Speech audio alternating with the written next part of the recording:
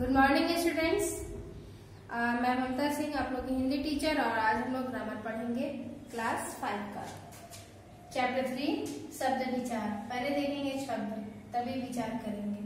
शब्द कहने का अर्थ है वर्णों का समूह जो एक निश्चित अर्थ प्रकट करे, उसे हम शब्द कहते हैं। निश्चित और सार्थक अर्थ होना चाहिए, यानी सही गलत अर्थ नहीं होना चाहिए। अगर जल जल लिखते हैं तो ये एक सार्थक शब्द है, क्योंकि इसमें जल का एक अर्थ बनता है कि जल का अर्थ होता है पानी, तो ये सार्थक शब्द है, तो ये शब्द कहलाएगा। शब्दों का वर्गीकरण देखेंगे। शब्दों का वर्गीकरण 5 आधार पर बताया गया है कि शब्दों का वर्गीकरण 5 आधार पर किया जाता है। उत्पत्ति के आधार पर, उत्पत्ति यानी जन्म देना, उसका फिर बनावट करेंगे, शब्द को बनाएंगे, बनाने के बाद उसका अर्थ बताएंगे अर्थ के आधार पर, फिर उसका प्रयोग करेंगे कि प्रयोग कैसे किया जाता है, और तब उसको व्याकरण के अनुसार हम लोग व्यवस्थित करेंगे, तो हो जाएगा व्याकरणिक प्रकार के आधार पे। एक एक करके इसके बारे में देखेंगे और समझेंगे। सबसे पहले देखेंगे उत्पत्ति के आधार पर। उत्पत्ति के आधार पर शब्द के 5 भेद यहाँ बताया गया है। पहला है तत्सम, दूसरा है तद्भव, तीसरा देशज, चौथा विदेशी या विदेशी, 5वां है संकर शब्द। पहला देखेंगे तत्सम शब्द। तत्सम शब्द, तत्सम का मतलब होता है संस्कृत के वे शब्द जो संस्कृत के ही रूप में हो, लेकिन उसको हिंदी में उसी के रूप में अपनाया गया हो, संस्कृत में ही। जैसे सूर्य, उसे हम तत्सम शब्द कहते हैं। जैसे अग्नि, ये तत्सम शब्द है। ये हिंदी में इसी प्रकार इसका प्रकार का प्रयोग किया जाता है, इसे तत्सम शब्द कहा जाता है। उसके बाद देखेंगे तद्भव। तत्सम से तद्भव बना, क्योंकि जो शब्द संस्कृत का प्रयोग उसका हिंदी प्रयोग करते हैं तो तद्भव हो जाता है। जैसे सूर्य का सूरज और अग्नि का आग, तो ये हो गया तद्भव शब्द।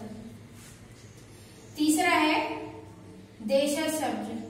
देशज वे शब्द होते हैं जो गांव की भाषा का जब प्रयोग हम हिंदी में उसी के रूप में प्रयोग किया जाता है। कुछ शब्द हमने हिंदी में वे प्रयोग किए जो देश से आते हैं, यानी कि गांव की बोलियों को हम जब शब्दों में स्थान देते हैं, अपने हिंदी बोलने में प्रयोग करते हैं और उसको उसी प्रकार लिखा भी जाता है। जैसे लोटा, ये देशज है, गांव की भाषा है। जैसे किवाड़, जैसे खटिया, खिचड़ी इत्यादि। विदेशी शब्द, हिंदी भाषा ने विदेशी शब्द को भी अपनाया और उसको उसी रूप में लिखा जाता है, उसका कोई हिंदी शब्द नहीं बनाया जाता। जैसे कि स्टेशन,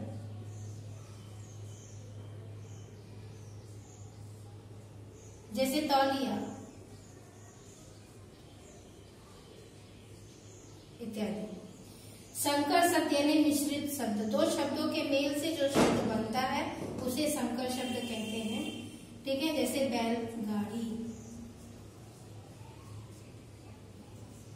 यहाँ बैल हिंदी है और गाड़ी अंग्रेजी शब्द है, दोनों को मिक्स करके बनाया गया, इसलिए संकर शब्द है। संकर का अर्थ ही हुआ था 2 अलग अलग शब्दों का मेल।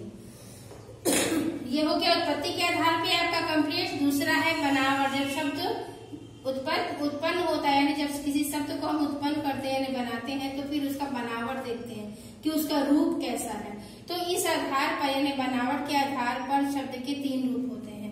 पहला होता है रूढ़, दूसरा होता है यौगिक और तीसरा होता है योग रूढ़। रूढ़ वे शब्द कहलाते हैं जिसके और अधिक टुकड़े नहीं किए जा सकते, यानी बिल्कुल सूक्ष्म रूप, यानी छोटा शब्द का वह छोटा से छोटा रूप जिसके और अधिक टुकड़े न किए जा सके, वे रूढ़ शब्द कहलाते हैं। जैसे ज ल जल, अब इससे ज्यादा इसको तोड़ा नहीं जा सकता, जल को इससे ज्यादा नहीं तोड़ा जा सकता, इसलिए ये जो शब्द है ये रूढ़ है। और रूढ़ शब्द का एक और पहचान है कि रूढ़ शब्द जो होते हैं वो सार्थक होते हैं।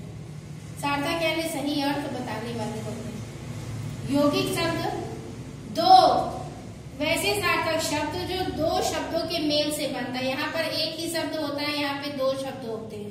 जैसे जल जल अकेले था, लेकिन यौगिक शब्द में 2 शब्द एक ही जैसा होगा, दोनों का कोई ना कोई अर्थ निकलेगा, दोनों के दोनों सार्थक होंगे, और जिनके योग से यानी जिनके मेल से ये शब्द बनेगा तो यौगिक शब्द कहलाएगा। यौगिक का अर्थ होता है जुड़ा हुआ।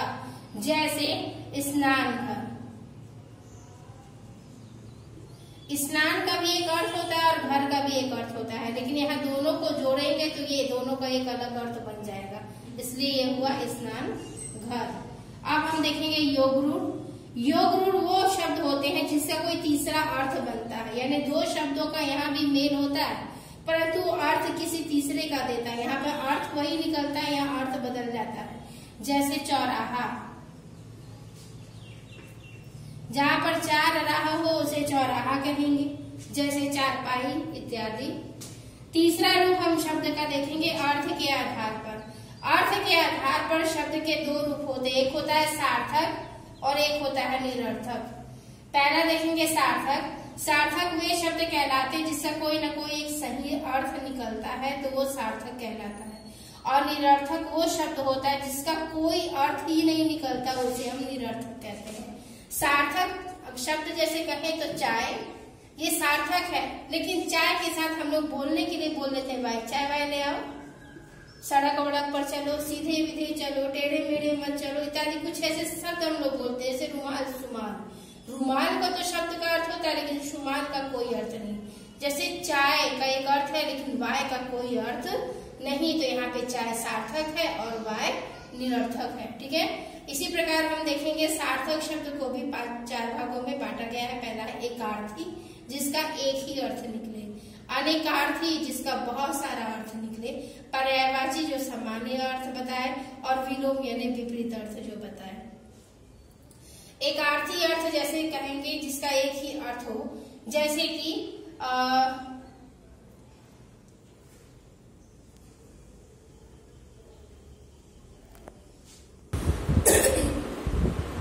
एकार्थी शब्द जैसे नदी। नदी का कोई और अर्थ नहीं होता, नदी का अर्थ ही होता है नदी, यानी नदी को नदी ही कहा जाता है। लेकिन अनेकार्थी शब्द जैसे ही कहेंगे हम लोग फल या आम। फल बहुत तरह का फल होता है, परिणाम फल यानी परीक्षा का जो रिजल्ट निकलता है उसको भी बोलते हैं फल, और फल यानी कोई फल होता है जैसे कि खाने वाला उसे भी फल, जैसे आम एक फल। अपरिणाम यानी परीक्षा का फल, परीक्षा का जो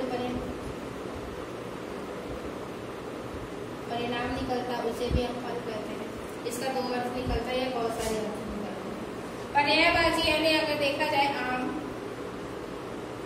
आम को रसीला भी कहते हैं, फलों का राजा भी कहते हैं, अमृत भी कहते हैं, बहुत सारा अर्थ होता है उसका। इस तरह से इस सब का बहुत सारा अर्थ निकलता है। आखिरी में देखेंगे विलोम शब्द। जब किसी शब्द का विलोम यानी उल्टा अर्थ बताया जाता है तो उसे विलोम कहते हैं।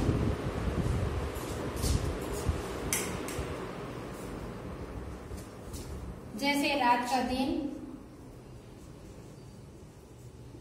सुबह का शाम,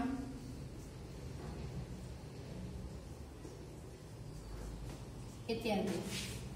प्रयोग के आधार पे देखेंगे, प्रयोग के आधार पर शब्द को दो भागों में बांटा गया। एक होता है सामान्य शब्द जो हम प्रयोग करते हैं, एक होता है तकनीकी शब्द। तकनीकी वे शब्द होते हैं जो किसी विषय से संबंधित शब्दों का नया नया जो प्रयोग किया जाता है। जैसे सामान्य रूप में देखिए कोर्ट कचहरी में जो शब्दों का प्रयोग किया जाता है, या वैज्ञानिक यानी बायो जो हम पढ़ते हैं, जैसे विज्ञान के लिए नए नए शब्दों का जो प्रयोग किया जा रहा है, बनाए जा रहे हैं नए नए शब्द, वो तकनीकी शब्द में आते हैं। और सामान्य शब्द जो हिंदी में हम सामान्य रूप से जो शब्दों को पढ़ते हैं, जैसे फल, फल, जल, जल, ये सामान्य शब्द होते हैं। लेकिन तकनीकी शब्दों के लिए अलग अलग चीजों का जो नया नया नाम दिया जाता है, नया नामकरण करना, ये तकनीकी शब्द कहलाता है। आखिरी अर्थ है व्याकरणिक प्रकार के आधार पर। ये बहुत बड़ा है परंतु अभी बुक में तो बहुत छोटा दिया हुआ है। विकारी शब्द और अविकारी शब्द।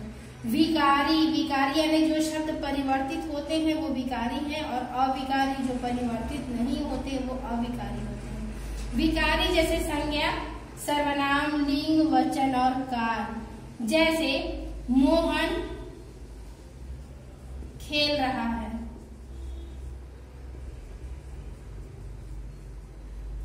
मोहन जो है यहाँ संज्ञा है। अगर संज्ञा के स्थान पर हम हटाकर सर्वनाम का प्रयोग करेंगे तो भी चलेगा कि वह खेल रहा है।